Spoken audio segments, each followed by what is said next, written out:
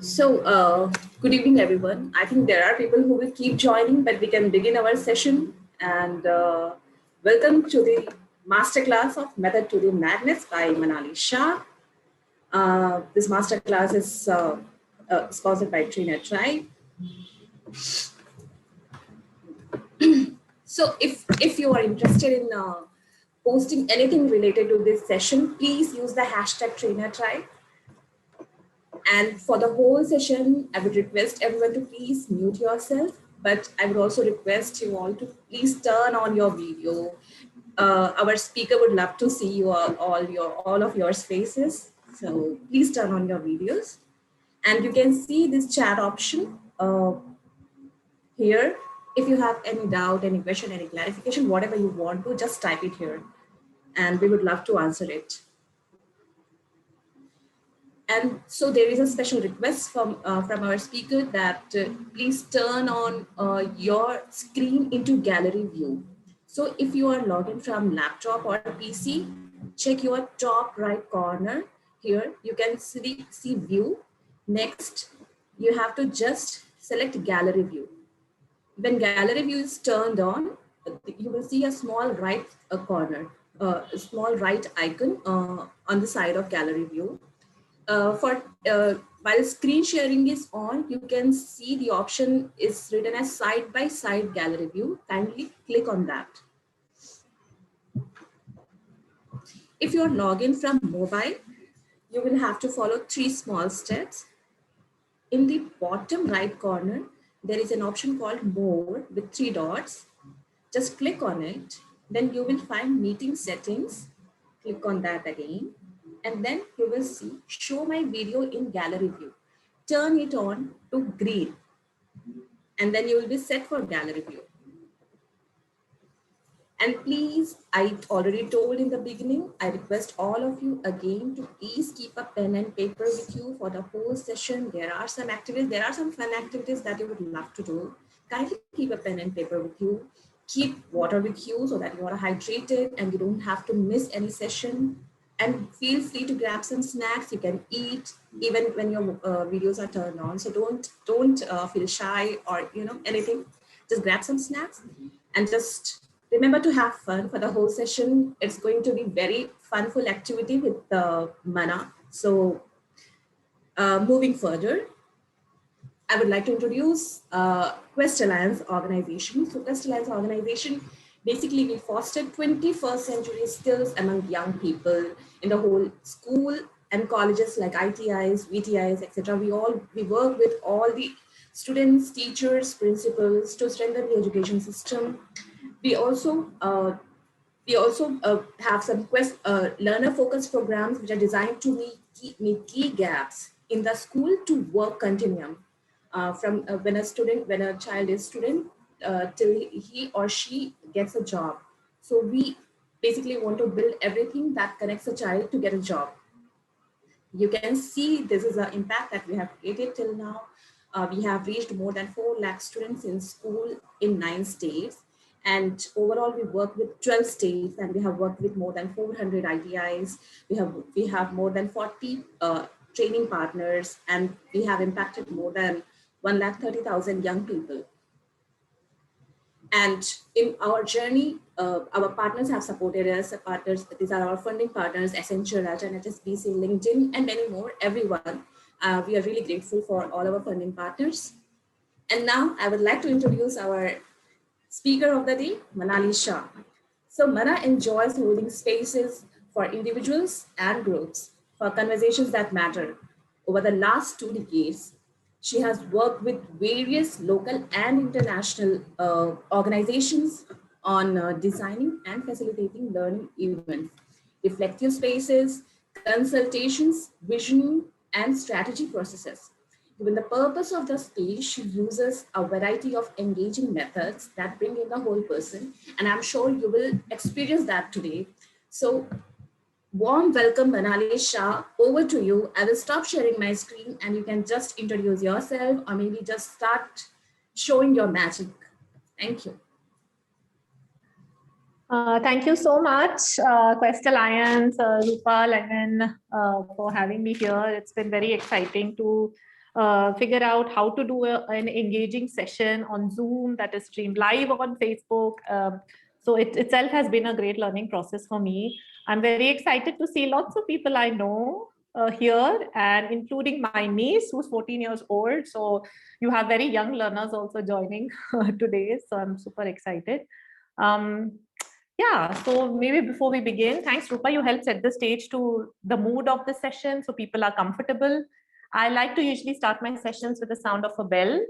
So I'm going to ring the bell now, and it'll just give you a chance to catch your breath, just breathe, and just fully arrive. Imagine we are physically somewhere and you're walking into the room and sitting on a chair in a circle with everyone. Yeah. So as I'm ringing the bell.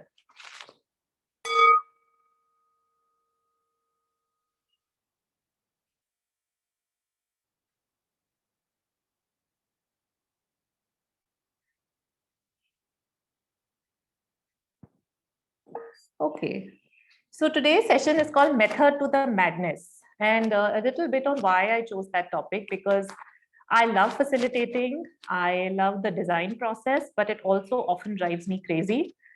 Because as a facilitator, you're looking at what the group needs. You're trying to decide the flow. You're trying to decide what methods are the right methods, and you're trying to fit it all in a flow so that you get that learning outcome. And I know many of you here are educators, and you go through this every day. So I often find that this process is like a creative process which has its own madness. So what is it that can help us deal with this madness or navigate through this madness? Because the madness itself is important, because you have to rumble through it to be able to get a great design. It's very unlikely that you'll get a great design for anything in the first try. And it takes several iterations to finally get a design and a flow that you feel really works for your target group and the learning outcome you have. So that's why I chose this topic of method to the madness. And the purpose of today, I will just share my screen now.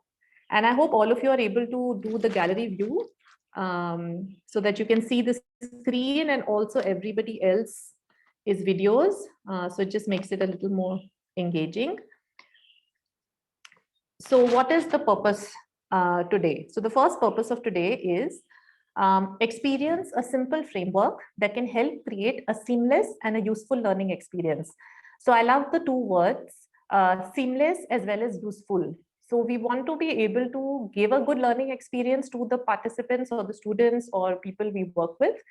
And we also want it to be useful and relevant for them, right? That's something that helps make their life better. And at the same time, I'm hoping that by the end, you'll be able to leave with some intentions on how you can use this in your life or work. Yeah, so that's the simple purpose of today. And why this really came to me was, I kept thinking about myself, and I realized that it's a great feeling when you learn something, you use it in your life, and it makes your life better. Yeah, I'm going to say that again. It's great when you learn something, you use it in your life, and it makes your life better. And I think it's really nice if you can give this sort of an experience to people and to others. And that's why this topic. So before I get into the session itself, I would invite you to think of your own reason for coming here. So we'll take 10-20 seconds. You have that pen and paper. Just think about how attending this session today is going to make your life better. Okay.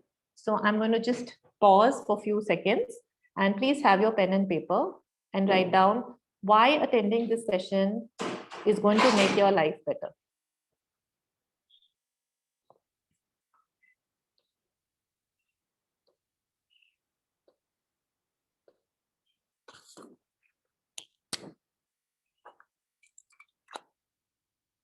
And if you've done that, if you can give me a thumbs up sign in the reactions or in the video, that will be great.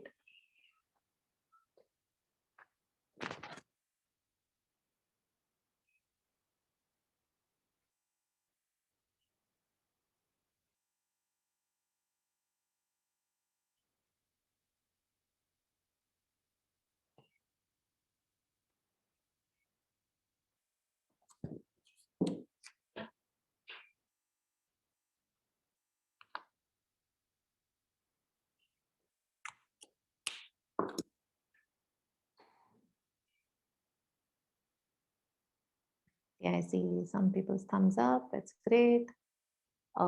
Maybe I can invite a few of you to share. So Anas, you were one of the first ones to give me a thumbs up.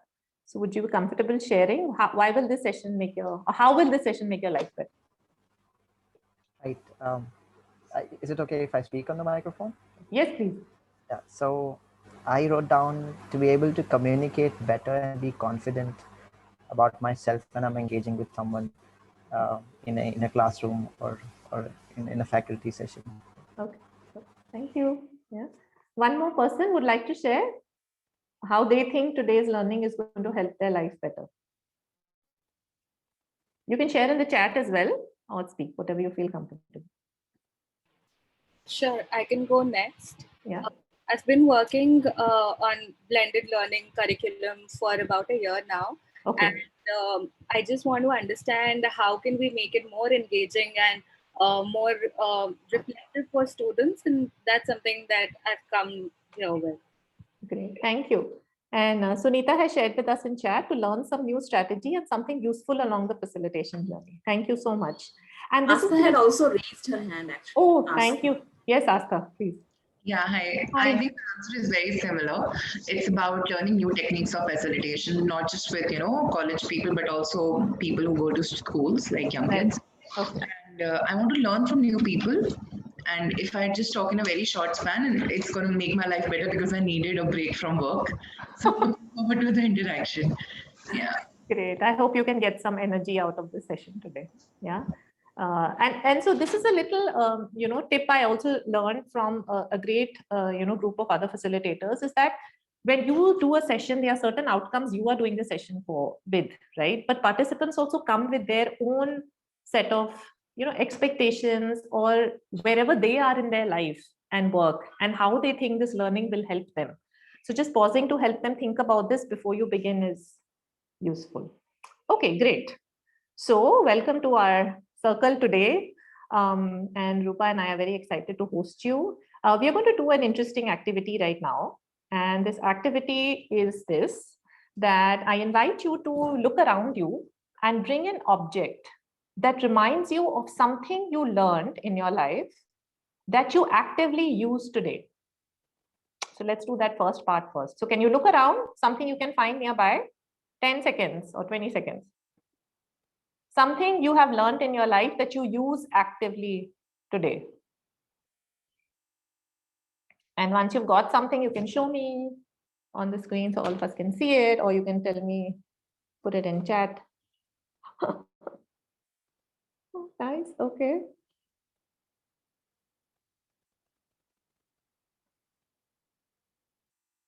Nice, okay. So I see people have got some objects.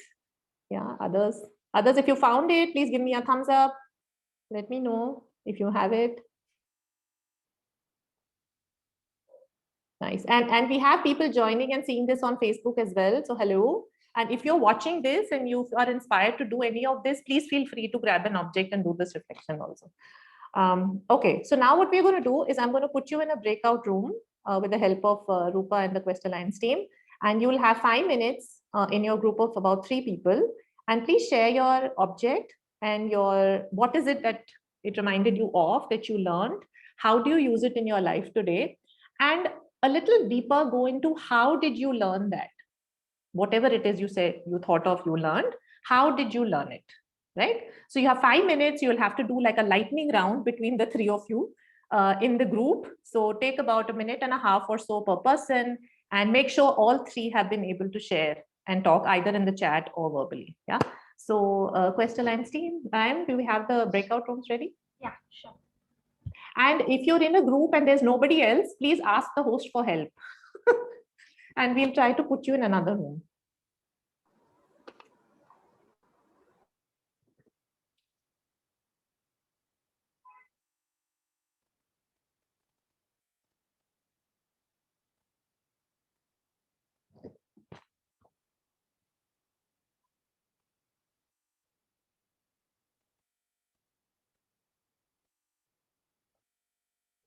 Okay, great. So as the breakout room folks are in their breakout room and some of you may be watching us on Facebook Live, If you also would like to do this activity, you can walk around and find an object that reminds you of something that you've learned, how you've learned it, and just, take a minute to get in touch with that. So I'm also trying to see if there is something around me that I feel reminds me about a lot that I have learned and how I use it. And you can share, there's an unassigned participant, Rupa? I think they have to click on join the breakout rooms, and they might have missed that. No, Nina needs to be assigned, so they may have, okay, they are there now. Yeah, great. So for those of us who are watching, to give you a prompt of what I picked up. So I picked up this cloud, it's a paper. So this really reminded me of almost 20 years ago when I started facilitating without even knowing what I was doing. I was working with an organization that used a lot of these cutouts. So I walked in their seminar and I was a participant there, and they had all these lovely cutouts. And then I after a few months, I joined them and I started working with them. And I had to then conduct these seminars and help conduct these seminars myself. And then, just started using these. So I had no idea why visuals are important or what is really a facilitation. How do you make a good design? I, as a participant, love these. It brought out the playfulness in me. It engaged me. So I started using these cutouts for all sorts of things in my workshops. And I really use it even till date, not just for the workshops, but even for myself. You can see I have these cutouts all over my house with things that I want to remember. And I think the way I learned it was just by doing it. I picked it up, I used it myself as a participant, and I started using it with other people and just kept using it and learning how to write on it better and better. So you see, my learning is a little neater and better. So I hope you have been able to find something. Rupa, I'm trying to see if I can see the Facebook Live and see if anybody has comments. Can you see any comments? Let me check. I'm just checking. I'm on the page.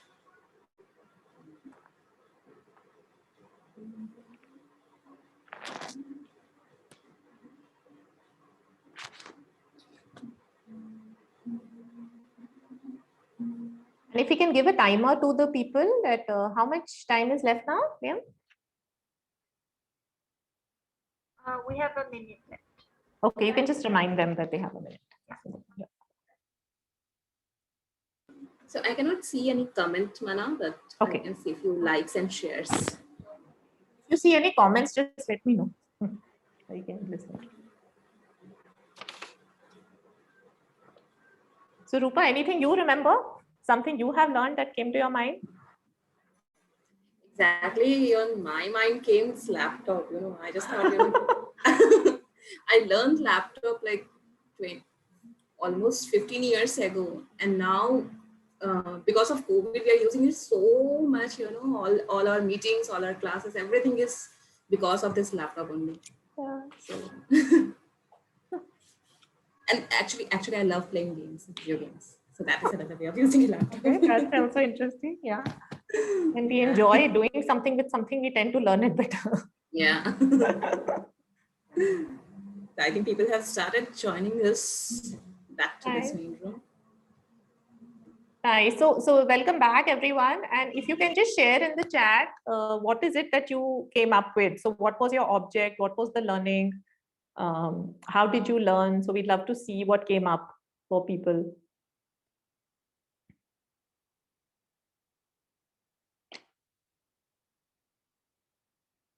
Yes, Asta. Yeah, so I think one thing common in our group was all of us were very, I don't know, aligned to colors. So yeah, I had picked up a Rubik's Cube, which is of colors.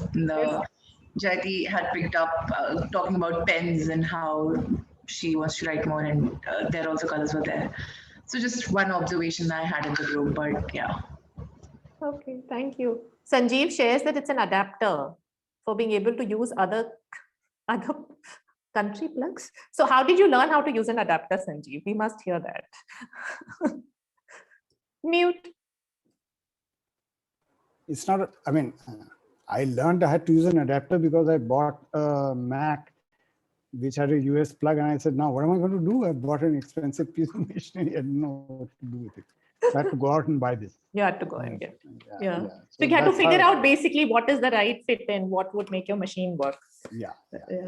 Yeah. So I had advice on that from a friend who helped me buy it. So, Nice. but it's a lesson. There's a big life lesson in it for me that I follow. Which is? And that's which is that you have to. There are different ways. There are different people. There are different methods. There are different points of view. You have to adapt. And sometimes in the work that we do, at least in the work that I do, I see myself as somebody who plays that role of the adapter. Nice. Beautiful. Okay, anybody, we can have one more sharing given our time. Anybody else? One person would like to share what came up for, what you learned, how are you using it today, and how did you learn it?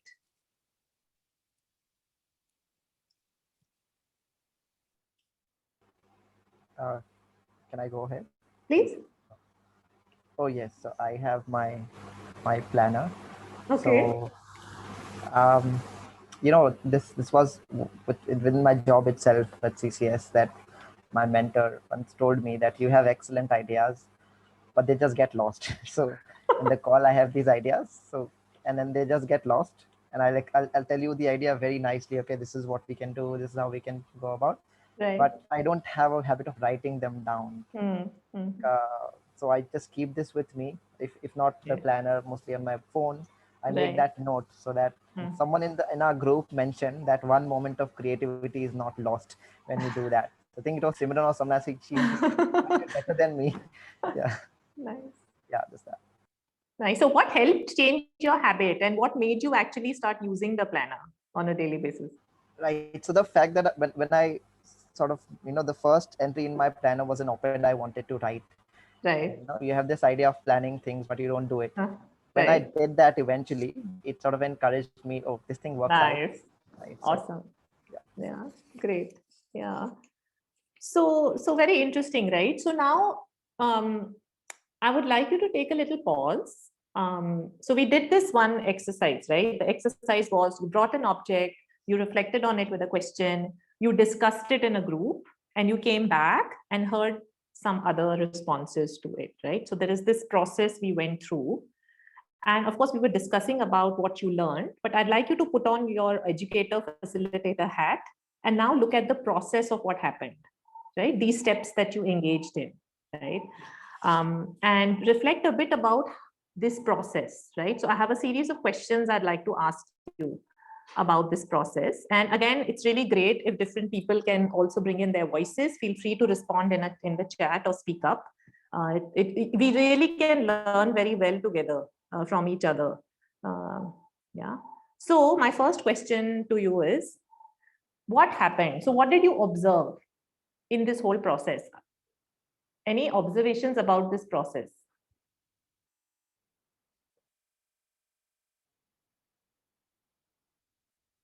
Yes. Vincent, did you raise your hand? For me, has raised her hand. Yes. Please go ahead, Vincent. Then I'll come to yeah I shared about my sketchbook and my habit of coloring or drawing every day. I first started for myself, and then I just started using it as a special educator with my children.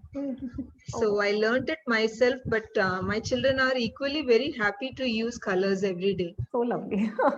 And Vincent, if you reflect on this exercise we did about you reflecting on the object, thinking about this, talking to someone, what did you observe about this process?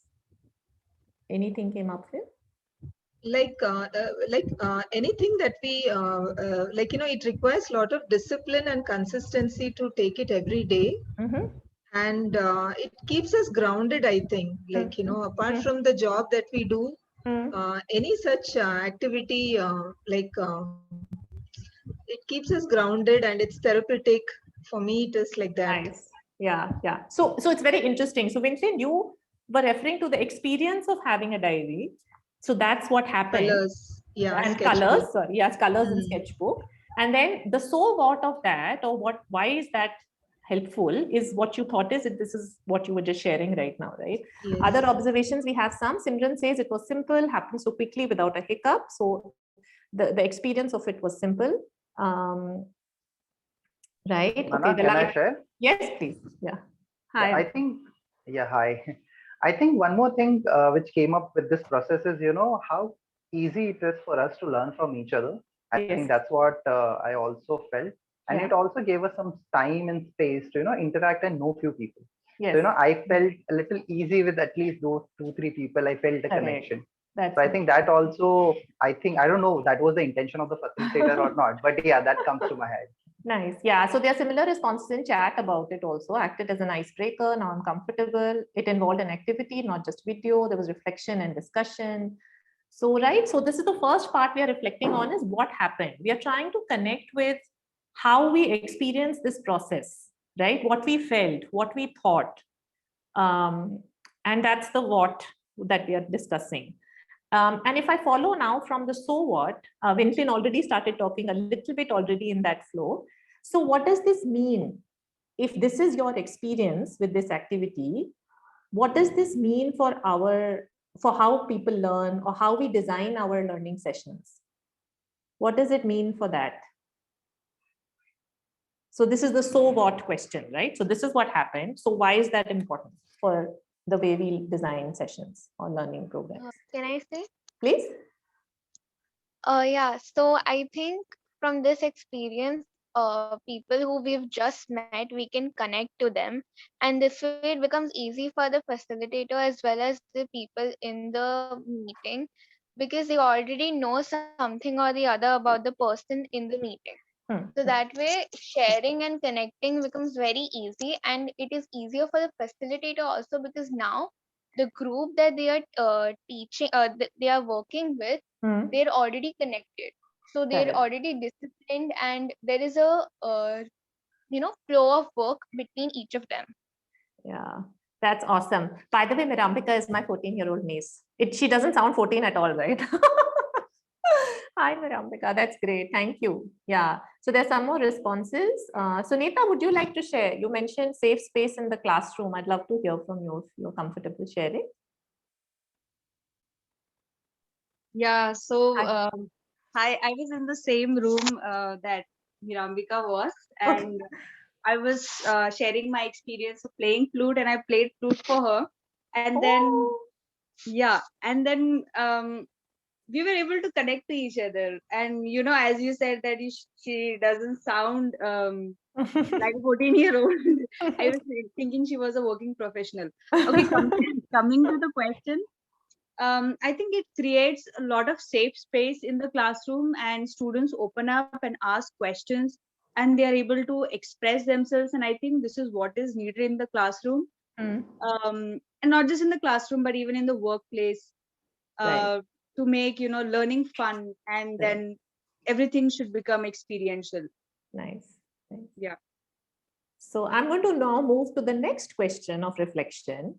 Is that now, given this experience you had of this opening activity, given the insights it gave you about how we learn, about what helps people in learning better, now what is the now what?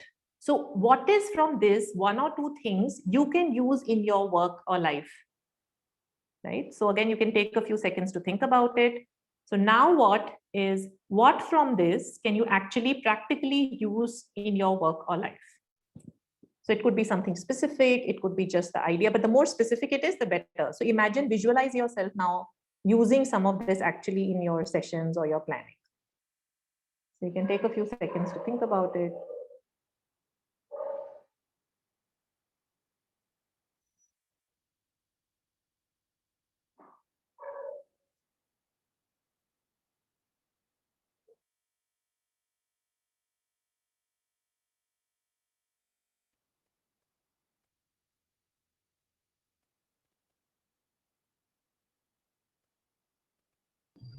Can I share? Yes, please.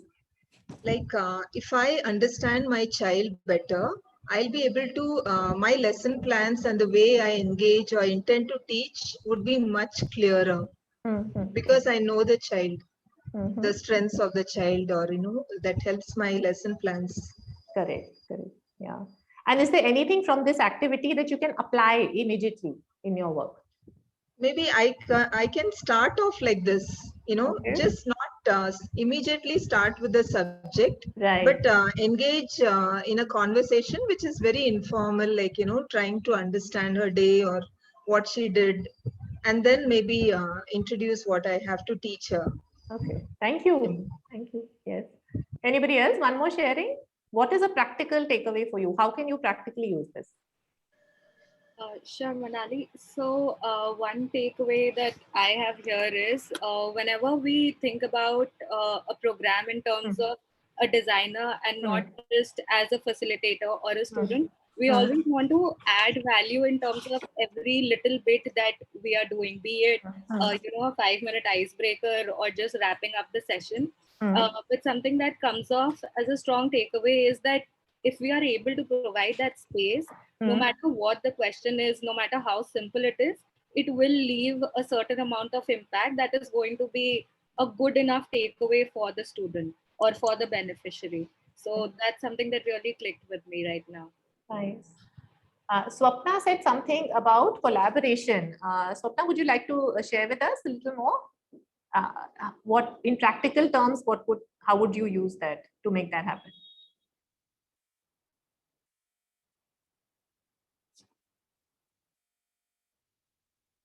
Okay, no problem. If you can share in chat a little more so we can understand in terms of the specific, what is it that you'll do, to enable that.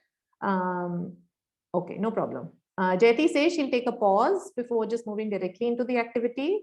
Asta says you can take an activity that's not rehearsed. Yeah, all of us know. Nice, right? So we've been able to think of different ways in which we can apply and use this, right? And this, my dear friends, is what we call the experiential learning cycle. Yeah, what you've just done right now, right? So we had an experience, which is the concrete experience, which was the introduction activity. We reflected on it. So we discussed what happened. So we did a reflective observation. We stood back and sort of observed what happened. Then we made some, we tried to get some insights out of it, right? Which is, we tried to figure out what is the concept behind this? What is the deeper essence behind this? So we are trying to get some learning out of this experience, right? And after that, we were thinking of now what, which is, so knowing this, how can we actively experiment with this, right? How can I actually put it into practice? And this was a very simple framework called the experiential learning cycle, which David Kolb gifted to the whole education community and the training community. And I mean, there are a lot of different learning frameworks out there, but I personally really connect to this one because for its simplicity. So this what, so what, now what is in my head, right? So whenever I do something, whenever I'm designing a workshop or a session within the workshop or an activity within the session of a workshop, I think of what, so what, now what, right? And I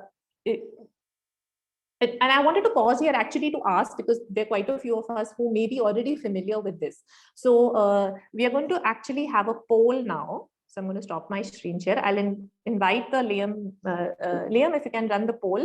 So you're going to see a set of questions come up. There are two questions, right? So there's question 1 and question 2. The question 1, you have to choose one response of all, and question 2, you can choose multiple. So if everyone sees the poll, just give me a thumbs up if you see it, and you can start taking it now. So we'll just take a minute to get the poll going. Rupa, can you launch it now?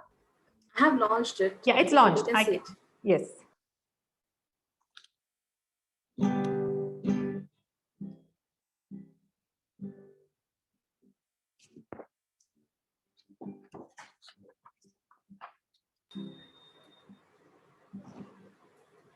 So we have got already 5 responses. We can wait a minute or two and a few seconds. Oh, 8 responses nice. now. And we will share the results with you also, so you can see what's coming up. The And it's participants always are an really interesting fast. response.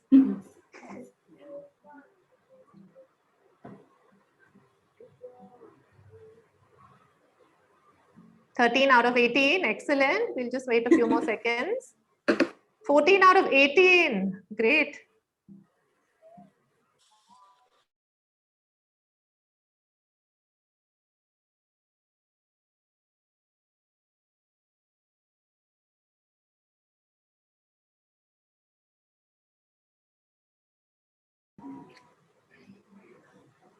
If there is anyone Okay. who is not able to see poll, please let us know. Yeah, and if you for some reason can't click or something, you can also put your response in the chat. Okay, we can close. Can you share the results, please? Sure.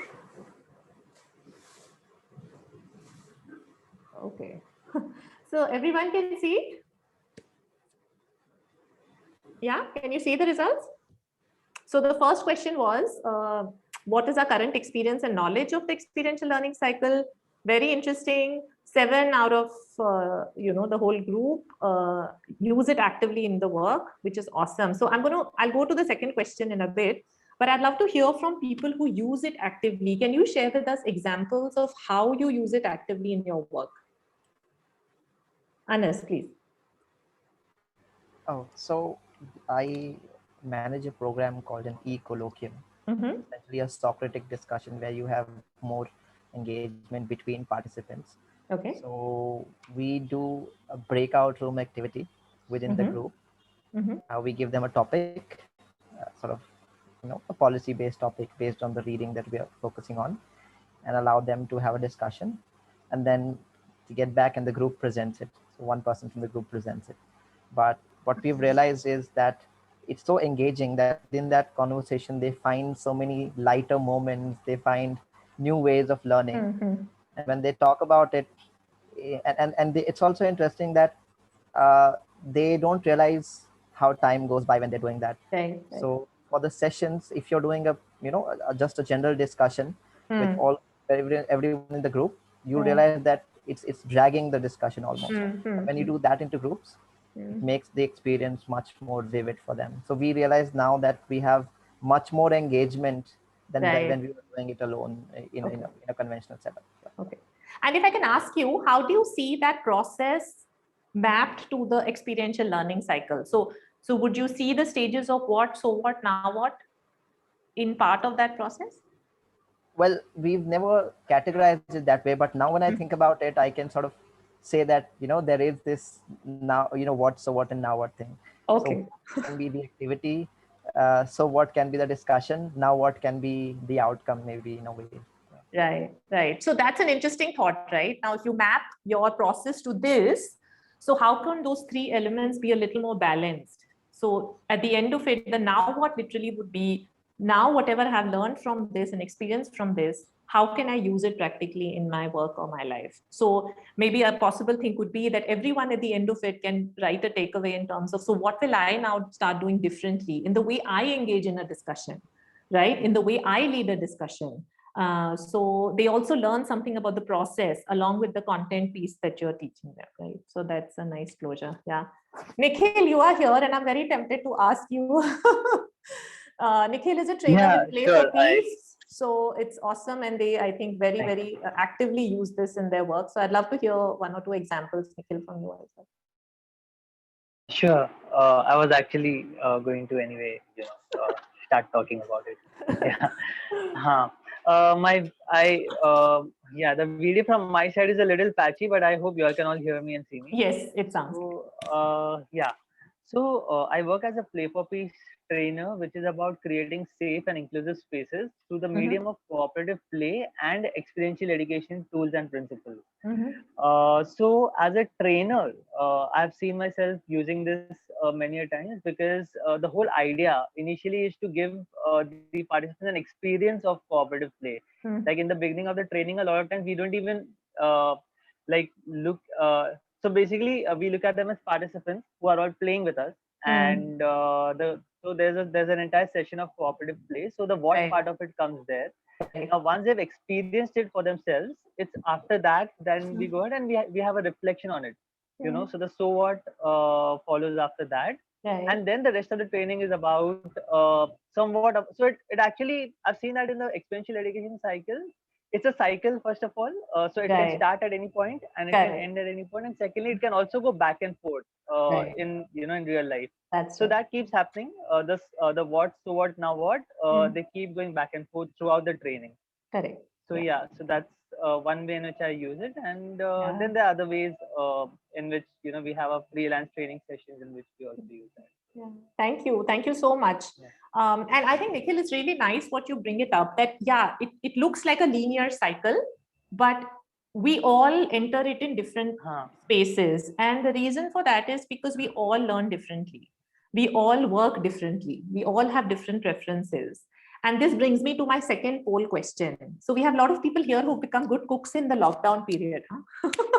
So we have this, many people I'm hoping have tried new dishes. So if you see the results, what do you think when you see the response of the recipe, like the new dish, making the new dish? There are 4 questions. Would you ask a friend who knows about it? Would you read the recipe first? Would you just try making it on your own? Or would you make it and read the recipe on the side? So if you read this response, what comes up for you when you look at this and the learning cycle?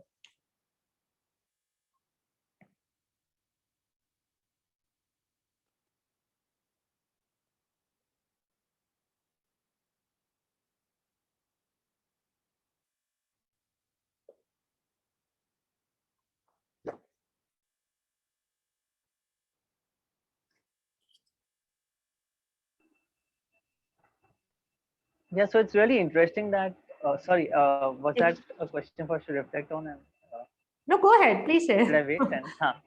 Yeah, no, it's really interesting that I think I just brought it up, and you know, the example that you're giving is basically just fitting in very well to the fact that it's a cycle and it can start at any point of time. So the conceptualization part, Yes. The reflection can happen first, and then the application can happen, or the experiment can happen first, and then we can try and understand, oh, what are my learnings now, you know, now, and then maybe we can ask a friend and then make it better the next time. So, so it's really beautiful that yeah, and I can like see it in this example itself that you just asked. Yeah. And Sanjeev shares that we learn from our peers and friends. Yes, that's a big mode of learning for many of us, right? And I think this poll basically tries to tell us that, you know, there'll be in a group that we have, we just assume that there are people who learn in all these different ways, right? So there are some people who would love to just get their hands dirty, and they are typically the ones who will constantly be fidgeting with their feet and, you know, will want a break every 10 minutes, right? So they want to engage in some activity, right? They want to be engaged. Then there are people who like silent time. And if you make them do icebreaker after icebreaker, they will want to kill you, right? Because they want to take a break. They want to reflect on what happened. They just want to pause and want you to stop talking for a second, right? Because they want that space to make sense of what is happening and what are they hearing and how is it connecting to their experiences. And there are people who then want a space to link that with, so what am I learning from this? So, and that answer of what am I learning is not something you get in a 2-minute Maggie, right? It's sometimes you get it if you're lucky, but if you can assume that different learners will take different time to come up with the learning, right? It won't land on them all at the same time. And then they want to know. So the pragmatist or the last one of the active experimenters, there are people who actually want to ask you, okay, why does this all matter now? I mean, how is this really going to help me in my life? You know, why are we sitting and having these endless discussions? So those people, Anas, will really like it if you do that last activity of, so how can you use this to make your own communication better? So then they will say, now I understand why they're making us do all this, right? And if we understand that, therefore, that means we can design our sessions in a way that address all these 4 styles and allow people the space to come in whenever they want to engage with the topic that we are teaching or talking about and go through this process and derive something that is useful for them. And they also feel engaged in, right? So, and another interesting learning, and I'll come to it now. And I'd like to now share a bit more about my experience with this cycle, how I use it. So I'm going to talk for about 5 to 7 minutes, sharing with you some slides. And so before we do that, again, just if you want, take a minute to stretch. I like to stretch every half an hour, 40 minutes. If you want to just stretch, grab a bit of water. Winton, stretch, move your body. See, I can see everybody on, at least some of you. Yeah, just stretch. Okay, so I'm going to share my screen and take you through some thoughts. Just a minute. Okay, yeah. So this is a whole range of my workshops, yeah, and I terribly miss this because this is all in person, but I'm trying very hard to also figure out how to do a lot of this online as much as possible. So if you see all these pictures, can you notice something about how practically we can bring the learning cycle in our learning programs? What do you notice when you see in these pictures, how we are addressing different parts of the learning cycle? And you can share in chat or speak up. And this is like a lightning round. So everyone speak up quickly. What do you notice? You can pick a picture and say how that connects to which stage in the learning cycle.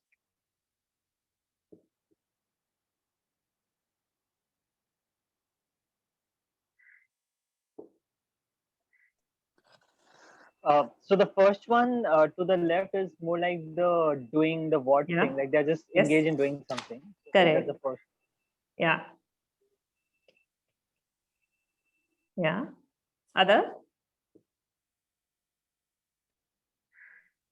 There's a lot of fun. Like, you know, everyone is so happy doing it together.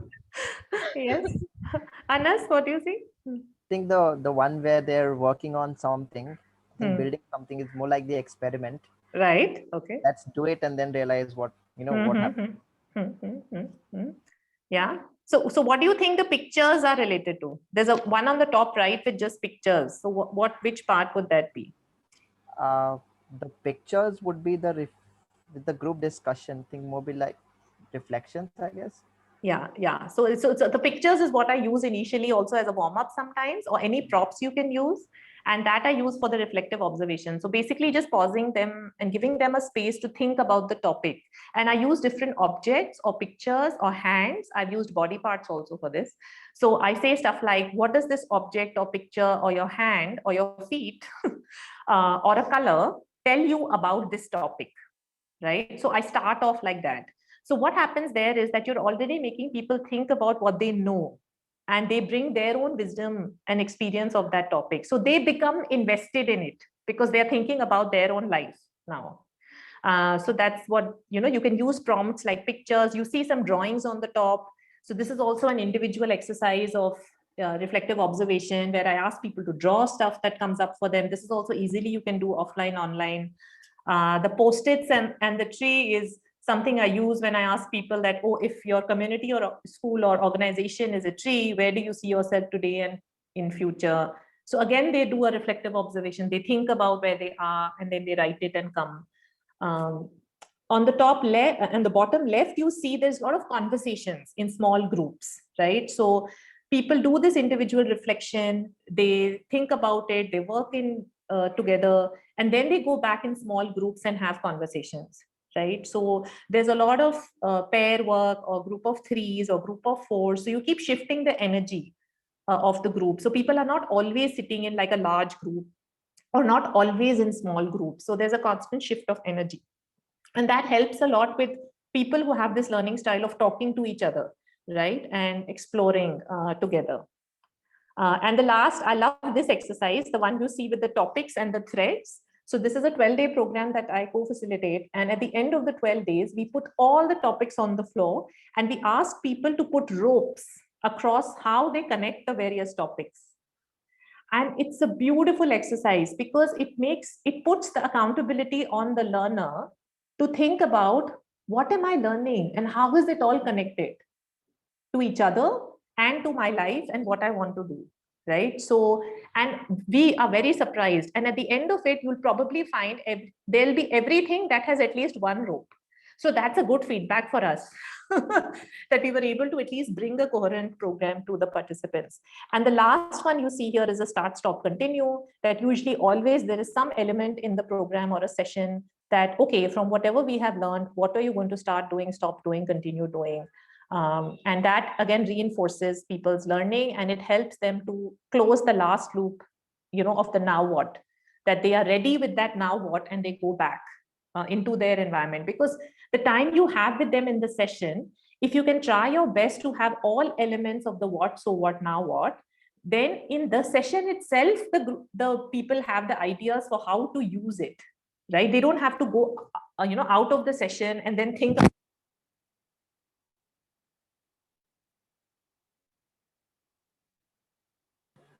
Mana, I think there is some audio issue at your end. It suddenly got disconnected. We cannot hear you.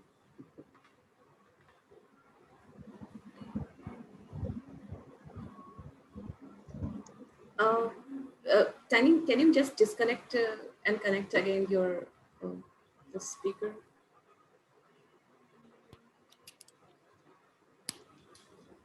Hello? Yeah. Oh, we can hear you now. Sorry, I don't know where I logged off. Yeah, so this is basically saying that, you can find different ways in which to have some activity that has all the shades of the learning cycle. And this is possible with the least of resources and even online. So it's about your intention of making the learner go through this experience, right? And then and this is something this slide is more of a recap because, all of you also have shared this already, is that if you look at the benefits of working with the experiential learning cycle for the facilitator, there are sort of three key benefits that I have found very useful. One is it helps me set the right learning outcomes. So because I use the what, so what, now what to design this session, I was able to come up with the right outcomes. I was clear about what I want people to leave with.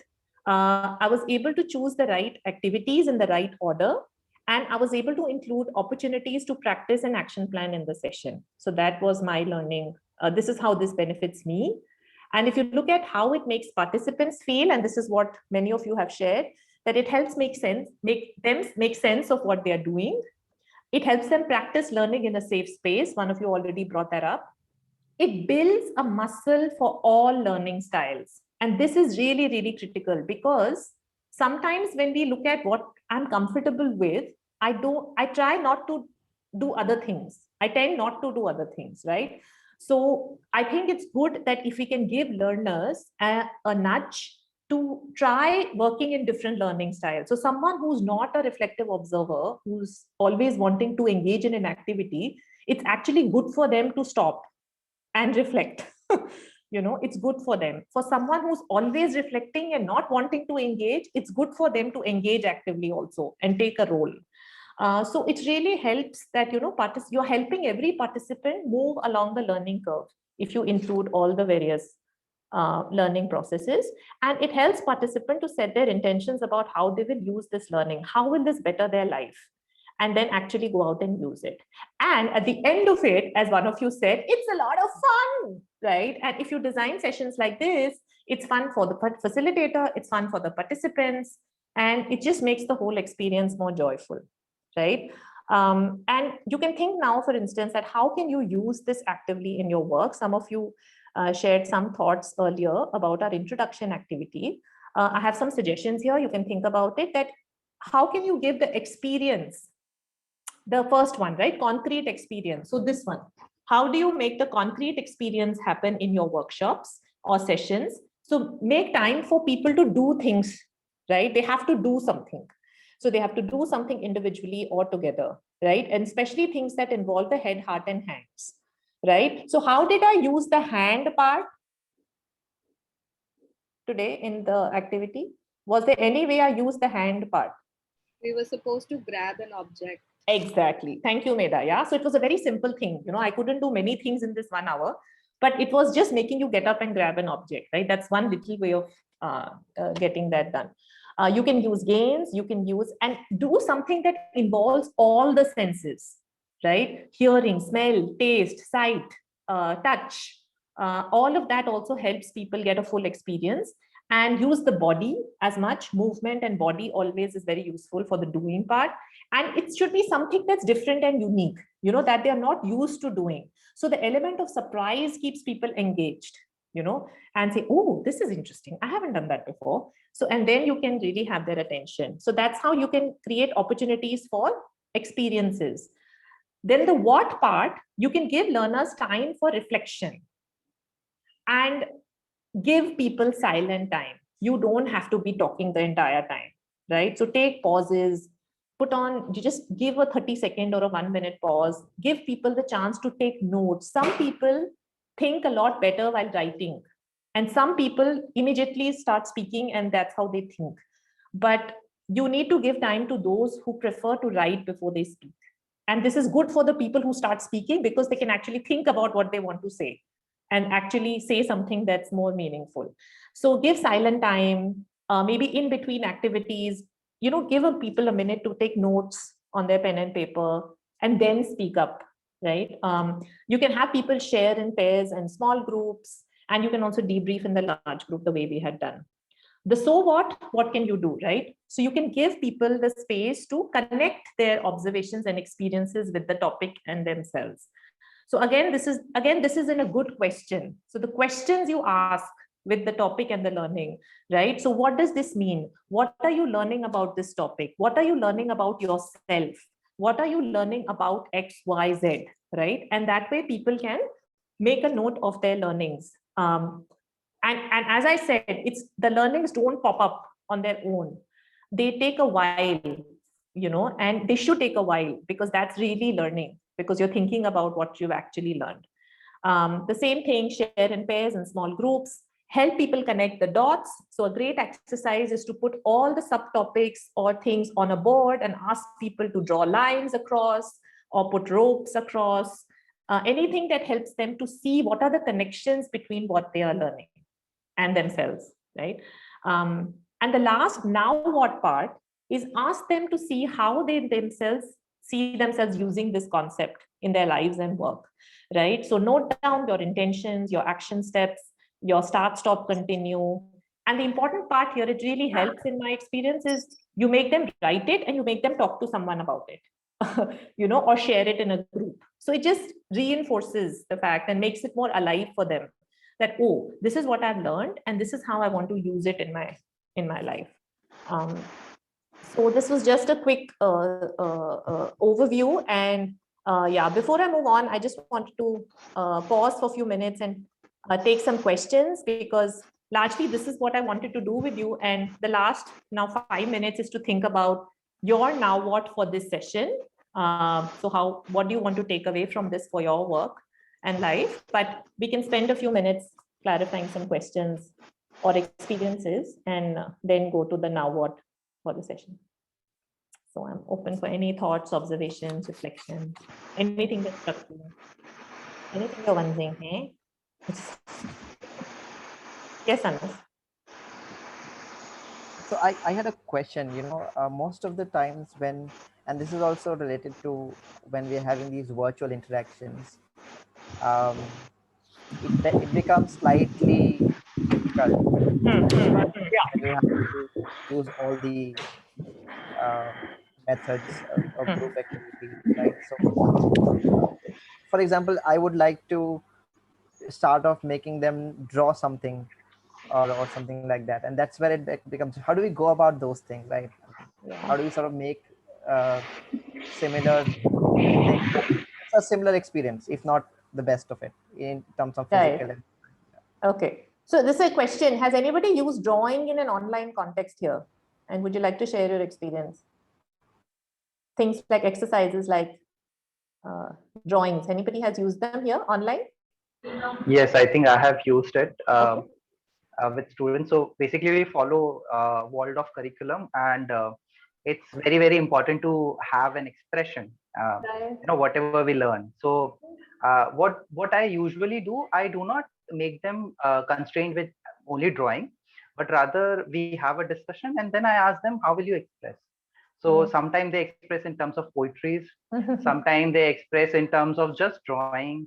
And I never give them very specific idea, because when you give very specific instruction, you're trying to, make them focus on only one thing. You cannot allow them to express their own self. So for example, recently I was teaching light, and I asked my students to, just draw about light.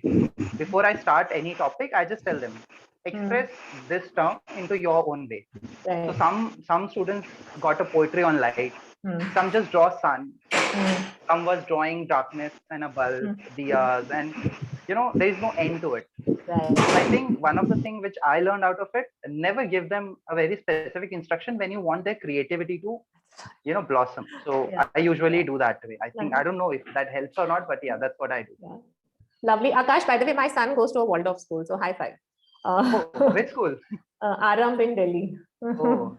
So he's in class 9. So I see how beautifully they use it. And Anas, there are various ways. I use images and drawing in different ways. So it depends on the time you have. The simplest technology we have is pen and paper.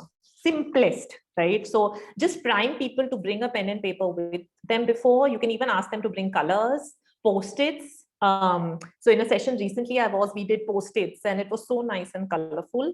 And it's just simple. Take a pen and paper, draw it, and you can just show it like this. And you can pin their video, or they can upload a picture of it in the chat. There is an app called Padlet, which is really nice, where you can upload, people can upload pictures, and it basically creates a dashboard of all the pictures. So that's another simple. Can you spell it? Padlet, Padlet. Okay, thanks a lot. Yeah. And sometimes when I don't have time to make people draw and stuff, I ask them to find a GIF, an image online. I ask them to grab an object, and it's really simple. So the form of it doesn't matter. It's the way you introduce it. You can include some time in the beginning for them to do it, and it's really nice to have people share it, because that also eases a lot. Or you can make them do it and meet in small breakout rooms and share the drawings. So that's a little bit of a safer space, because people don't want to usually show like this in a large group, but they may want to show it in a smaller group. And it really gets a lot of their thinking going. Any other questions, thoughts? I just realized I have to just plug in my laptop. So that means that, hello, that yes, means sir. You want to say, if you want to get something from the students, they are not so expressive in front of all the people, so that we have to make them into small groups, and they will be come out with their actions or thoughts. Yes. Right? Yes. So there are two ways of doing it. You can give an activity and say it's an individual activity, and we'll all take 2 minutes to do it, and then put them into small groups for discussion.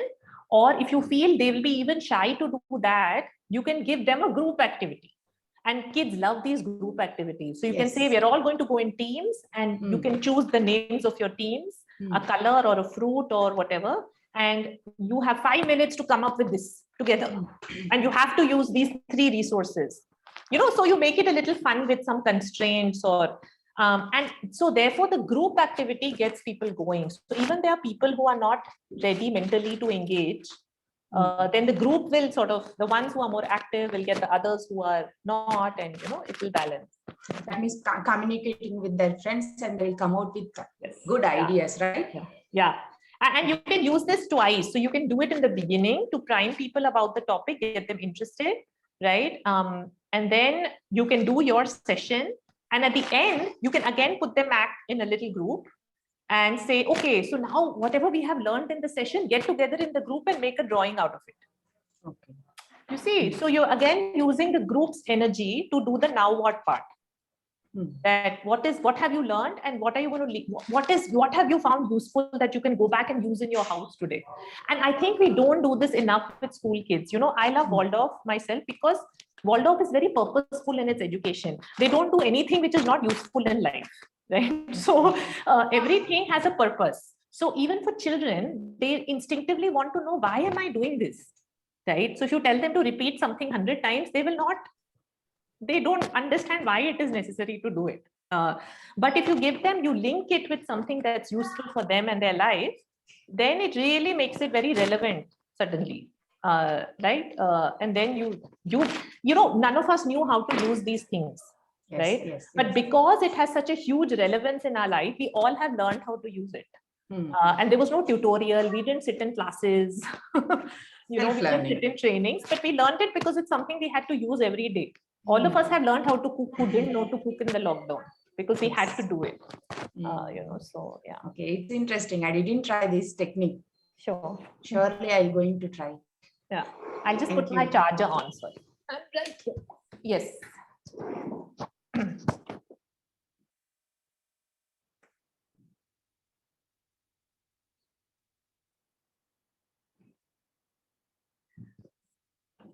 Okay. So Rupa, should I do my closing activity? And then if people can, if they want to stay on, so what we'll do is we'll do the wrap up activity, because I also want to do the now what before you go for this session.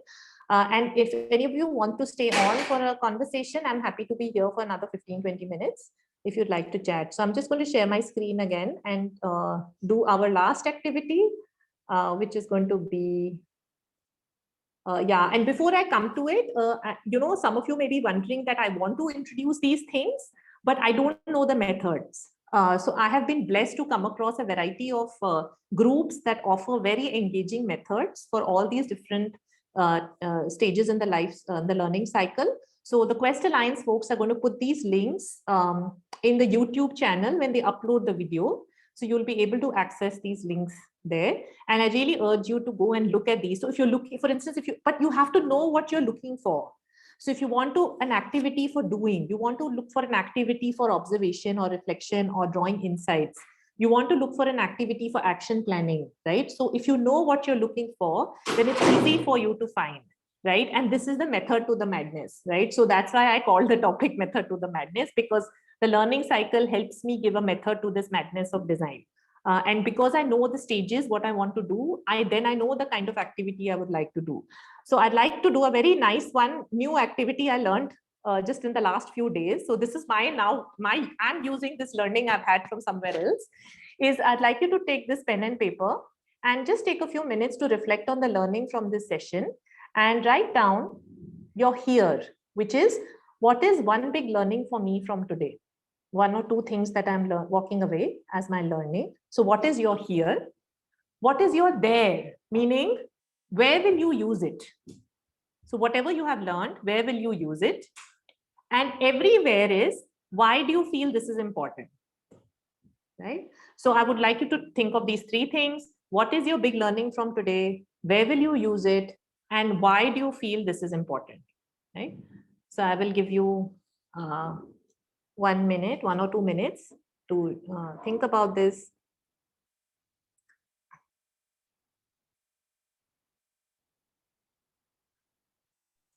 The first question, my answer is, what is big learning for you from today? Just now I told you, to get something from the children, we have to break them into small groups, and then they'll get some interesting things. Okay, excellent. That's the thing. And where will you use it? I'll use it in my classroom, obviously. Lovely. And why do you feel this is so important? Means some जी देखो, some students जो कि है कि सबके सामने आकर अपने विचार बताने पर कुछ शाइम सा फील करते हैं, just like me when I was a student in my school days, right? So उन बच्चों के लिए breaking into groups, it's useful for them. अपने विचार अपने साथियों के साथ, मीन्स उनके साथ जो उनके साथ क्लोज रहते हैं ना, उनके साथ अपने विचार शेयर करते हुए उनके विचार और भी ज्यादा हम बाहर ला सकते हैं. Thank you, Swapna. Thank you. Yeah. Would love to hear from others also. You can share in the chat. I would have loved to throw you in a breakout room right now for this last segment, but because of time, we will just do it here. Yes, Anas. Yes, am I audible? Yes, please. Right.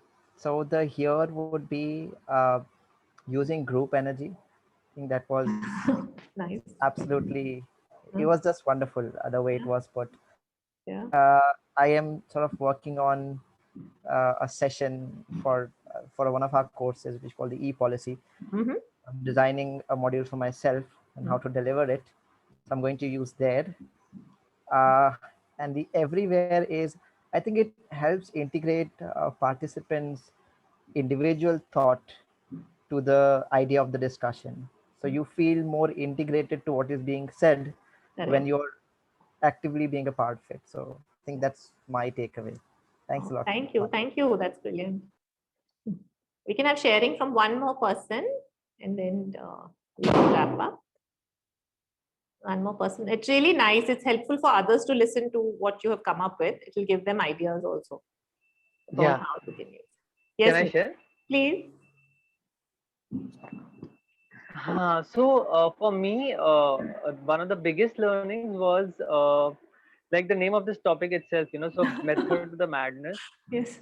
It was amazing how, like, because doing, so a lot of learnings were reinforced for me when it comes to experiential education, some very core principles and tools, and the way it was done so beautifully in 45 minutes or whatever time we've been here for.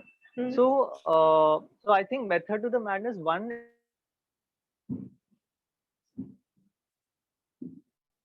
Oops, is he frozen? I can't. Yeah, I think he got. It is about making it also very simple, right? Hello. Nikhil, have we lost you for a second? Maybe you can turn off your video and just do an audio. Yeah, I'm trying. Yeah.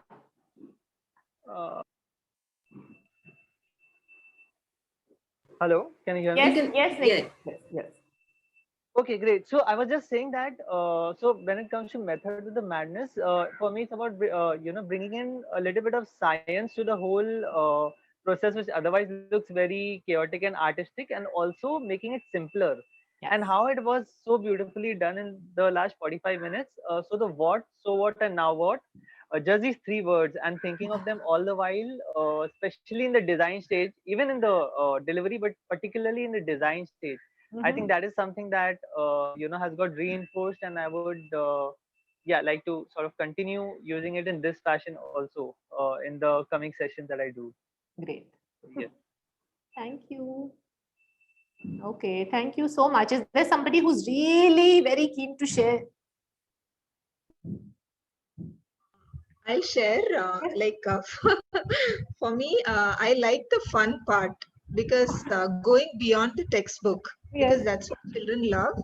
And what I learned this 45 minutes is it's so important to understand the child before we actually teachers start teaching. So to bring that fun element, to bring a lot of creativity and make learning a joyful learning, a purposeful learning. Yes. And of course, I'll be using it in my classroom. Great. Thank you. Thank you so much. So thank you, everybody. Here is my email address, and I also write about my facilitation experiences on my blog. Happy to hear from you there, or please write to me if I can connect with you in any way, support you in any way.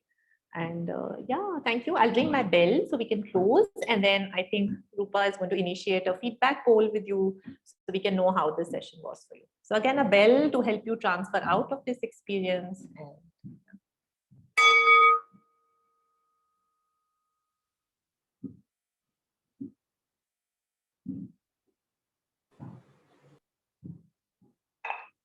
Yeah, Rupa, over to you. Thank you, Mana. I will launch the poll. Please submit your feedback. I know you might have enjoyed it, but still we want you to give your feedback.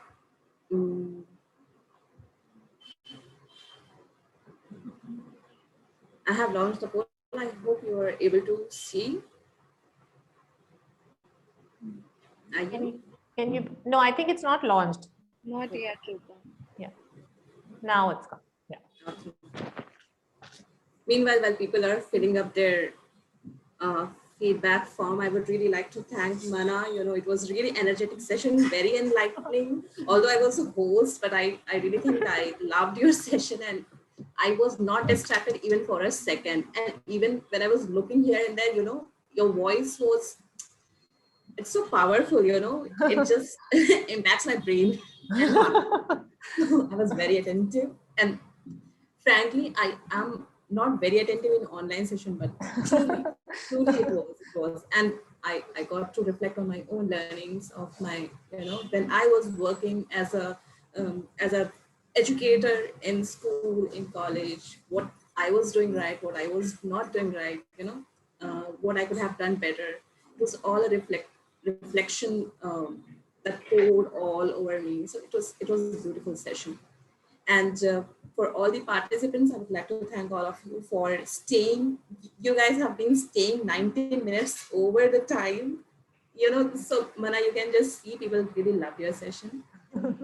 And I would request everyone to just check your chat box. There is a link. And if you have not already joined Trainer Tribe group of Quest Alliance, please click on that link and be a part of that group.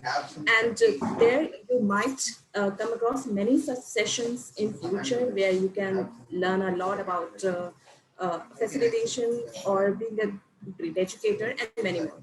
So please join the group, and thanks a lot for being with us till now.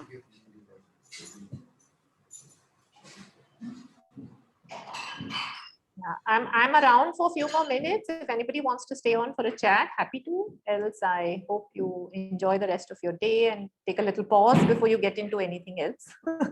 So before you start your new what now, so what now, what cycle with something else.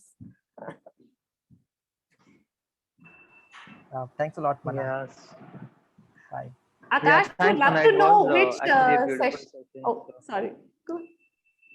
Yeah, sorry. So Akash, before you go, I would No, love so I to was know just- which school, where do you teach? I'd love to connect with you one-on-one. So if you can email me or just stay on, it would be nice. Yes, Nikhil, sorry, go ahead.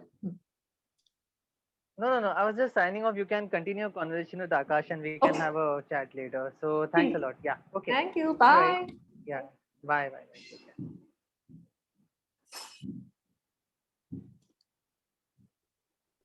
Yeah, hi Mana. So yeah, I work with Tridha. Tridha Okay, nice. you know Tridha? Yes, Uh, yes. Okay. So yeah, I've been associated with last few years. Okay. And just exploring how can I use my teaching skills. I was quite passionate about teaching. I've done a lot of different things as well in between. Tried facilitation as well. So there is a organization called the Blue Ribbon Movement in Mumbai. Oh, so you're associated with BRM. Okay. I'm so happy because I sent a message to Kajal today. Yeah, Kajal, this is happening, and can you share it with people in the groups? I'm so happy. And imagine of all BRM people, you came who's a Waldorf teacher. I mean, the universe works in mysterious ways. Yeah. And I think Rupa, that's sorry, Rupa, would you like to stop the recording or the live on Facebook?